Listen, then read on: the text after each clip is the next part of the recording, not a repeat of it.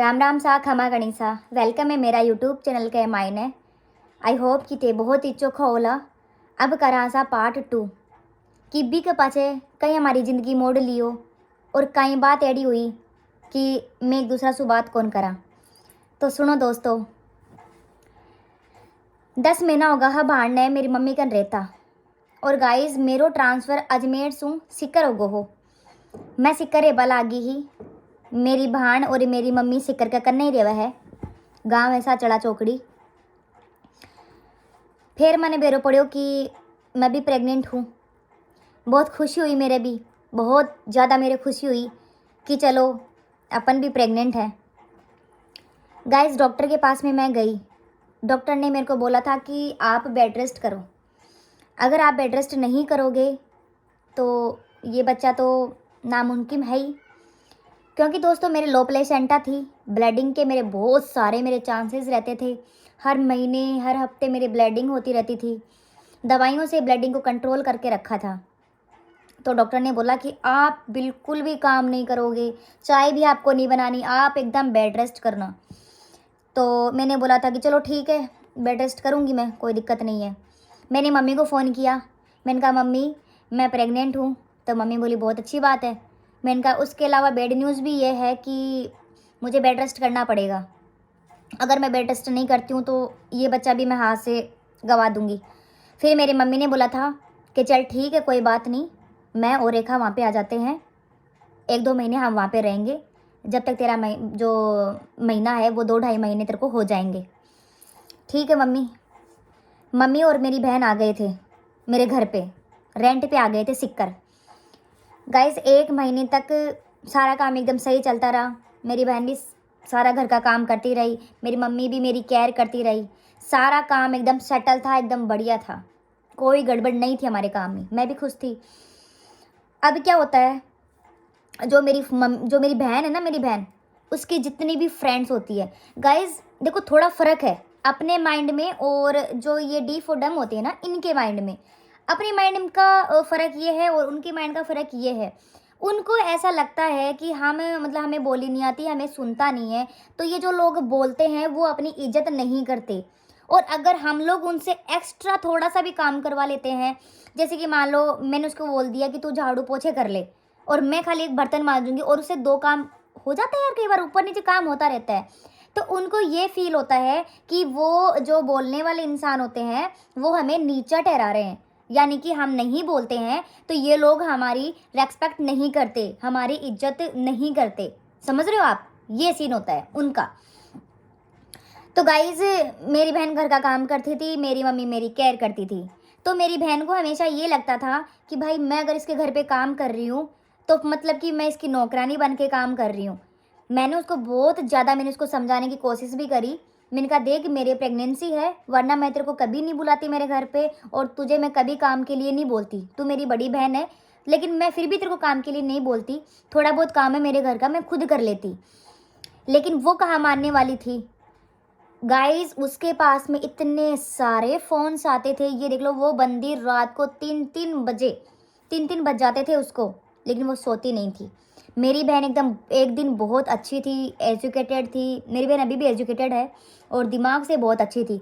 लेकिन जितने भी उसके जो फ्रेंड सर्किल है ना, जितने भी डी फोडम जितनी उनकी दोस्त वगैरह हैं, उन्होंने पता नहीं उसको क्या भड़का दिया, उसको मतलब ऐसे बोल दिया कि जो तेरे परिवार वाले हैं वो तेरा सपोर्ट बिल्कुल भी नहीं कर रहे हैं और ये तेरे को नौकरानी समझ रहे हैं। ऐसी गलतफहमी मेरी बहन के माइंड में उन लड़कियों ने डाल दी। तो बस मेरी बहन को हमेशा यही होता गया कि हाँ भाई ये अपन को नौकरानी समझ रहे हैं। बट गाइज ऐसा कुछ भी नहीं था। देखो वो एक भगवान का रूप है और मैं तो हाथ जोड़ के आप लोगों से भी विनती करती हूँ कि आपके भी घर में अगर कोई डी फॉर डम है, कोई भी है XYZ, तो प्लीज़ गाइज आप उसकी इज्जत करो। वो एक गाय के समान होता है, वो बोल नहीं सकता, वो कुछ कर नहीं सकता, बट आप लोग उनकी इज्जत करो, रेस्पेक्ट करो, जैसे मैं मेरी बहन की करती हूँ। अब आगे क्या होता है, मेरी बहन ने उन लड़कियों ने मेरी बहन को क्या सिखाया कि तू एक काम कर, तू जयपुर आ जा। दोस्तों इनका जयपुर, वहाँ पे इनका कॉलेज है, जो डी फॉर डम होते हैं ना उनका एक कॉलेज है और वो जयपुर के अंदर है। तो उन्होंने इसको क्या बोला कि तू जयपुर के अंदर आ जा और तू एक कमरा लेके और रहने लग जा और तू यहीं पे नौकरी भी कर लेना कोई। अब मेरी बहन मेरे पास में आती है, मेरी बहन मेरे को बोली कि मैं जयपुर जाऊँगी। तो मैंने उसको बोला कि देख मैं तो प्रेग्नेंट हूँ और तू जयपुर जा रही है, और जयपुर क्यों जा रही है ये तो बता। तो बोली कि मुझे पढ़ाई करनी है, मुझे बीएड करना है। मैंने उसको बोला, मैंने कहा देख तेरी बीएससी मैंने कंप्लीट करवा दी है, 12वीं मम्मी ने करवाई थी, आगे की पढ़ाई मैंने उसकी करवाई थी, क्योंकि हम अटैच में रहते थे तो मैंने उसकी पढ़ाई करवाई। तो मैंने उसको बोला कि देख मैंने तेरी बीएससी करवा दी है, अब आगे देख मेरी औकात नहीं है कि मैं तेरी बीएड करवाऊँ, क्योंकि दोस्तों मेरी भी पढ़ाई चल रही है, मैं प्रेग्नेंट थी, मेरे 6-7 लाख रुपए मेरे डिलीवरी में भी लग रहे थे, प्लस मेरा जो मैं रेंट पे रहती थी मैं वो घर भी संभालती हूँ, प्लस मेरा जो ससुराल पक्ष है उनको भी मैं ही पैसे देती हूँ। तो मतलब सारा काम अकेले सावन जी कैसे ही कर लेते, ये चीज़ें आपको भी पता है। और हम 3 घर का खर्चा नहीं चला सकते, अगर मेरी बहन जयपुर में रहकर काम करती तो उसका खर्चा भी हमें देना पड़ता। तो मैंने उसको साफ मना कर दिया था, मैंने कहा देख मैं तेरे को वहाँ नहीं भेजूँगी, जयपुर में तेरे को नहीं भेजूँगी। तो मेरी बहन बोलती है कि वहाँ पे वो चल तू मेरे को बीएड तो मत करवा, बट मेरे को नौकरी तो मिल रही है तो मैं नौकरी कर लूँगी जयपुर में। तो भी मैंने उसको ये बोला था कि अगर तेरे को नौकरी 20 या 30 हज़ार रुपये अगर तेरे को सैलरी मिलती है नौकरी पे, तो तू चली जा, वहाँ रह सकती है, तू खा ले पी ले कुछ भी कर, तू तेरा एंजॉय कर, ठीक है। और साथ में जीजू को भी वहीं पे ले जा, तो जीजू भी भाई 10-15 हज़ार रुपये की नौकरी तो जीजू भी कर लेंगे, और भाई जो 10-15 हज़ार की नौकरी तू भी कर लेना, दोनों हस्बैंड वाइफ वहाँ पे रहना। अगर तुम महीने का 30 हज़ार रुपये भी तुम कमाते हो और अगर तुम 15 हज़ार रुपये भी तुम खा पी के नक्की हो रहे हो तो 15 हज़ार तुम्हारा सेविंग रहेगा।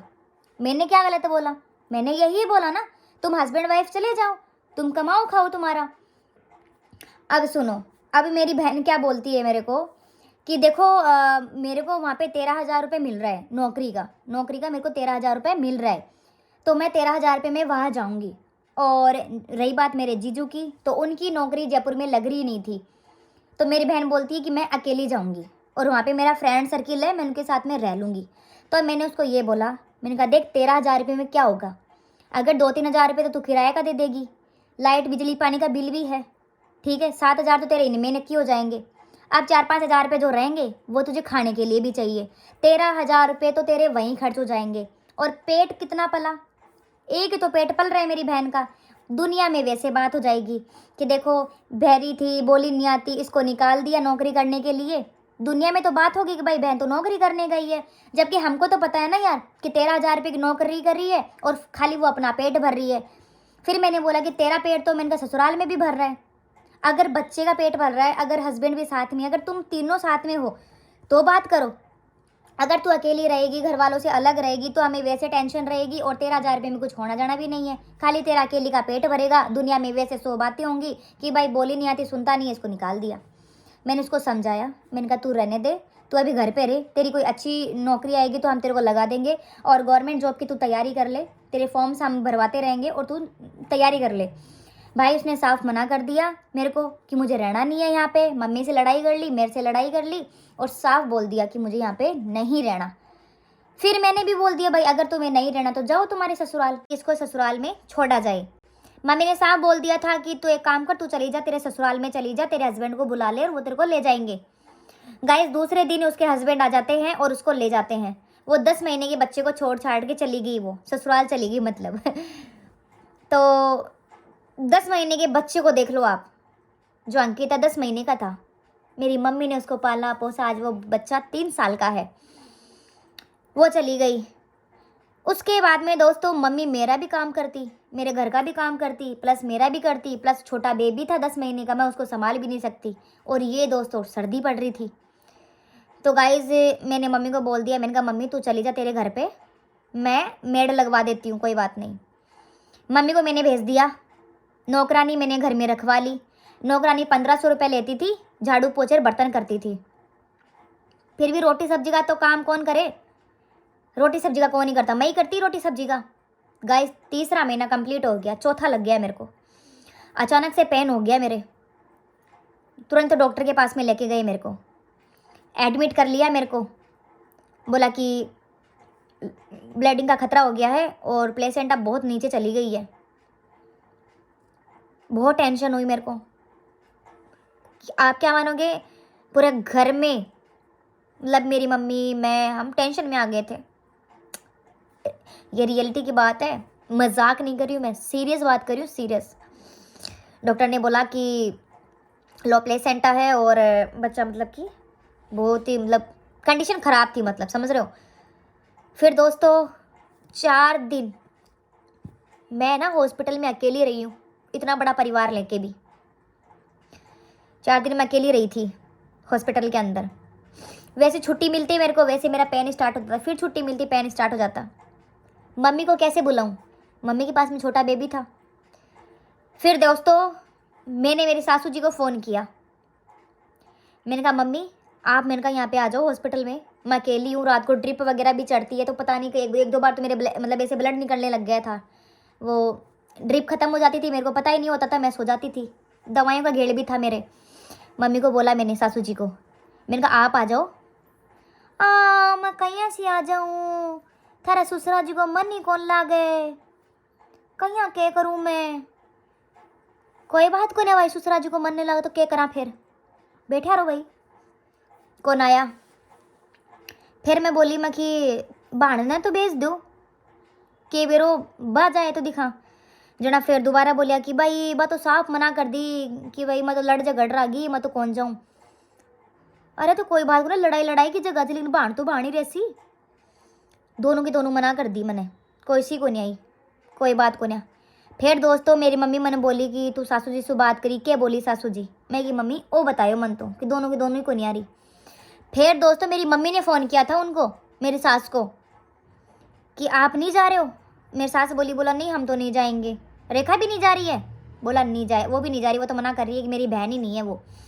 फिर मेरी मम्मी ने उनको ये बोला था कि अगर ज्योति को कुछ हो जाता है या उसके बच्चे को कुछ भी हो जाता है ना, तो ज़िंदगी भर माँ की शक्ल नहीं देखूंगी और ये बड़ी वाली बेटी की शक्ल नहीं देखूंगी।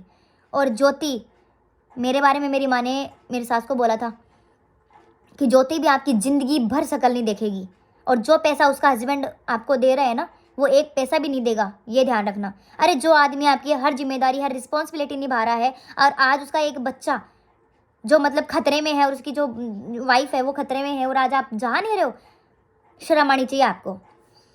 तब दोस्तों दूसरे दिन मेरी सास और मेरी बहन हॉस्पिटल में आए थे, आगे दोनों के दोनों। मेरी बहन तो वही मुंह फुला हुआ था उसका, तो वो तो बात ही क्यों कर रही थी, वो तो चली गई थी ना गुस्से में। मैं नकटी सुलडी हो गई, मैंने कहा भाई कर लेते हैं, अरे बात छोड़, अब ये तो कैसी हुई है, लेकिन कोई बात नहीं, ठीक है, बोली नहीं आती सुनता नहीं है, ठीक है जो भी है क्या करें। मैंने भाई बात करना उससे स्टार्ट कर दिया। अब इसके बाद की कहानी मैं आपको फिर कल बताती हूँ कि इसके बाद में फिर क्या हुआ। अगर मेरा वीडियोस आपको अच्छे लग रहे हैं तो like comment share and subscribe करना।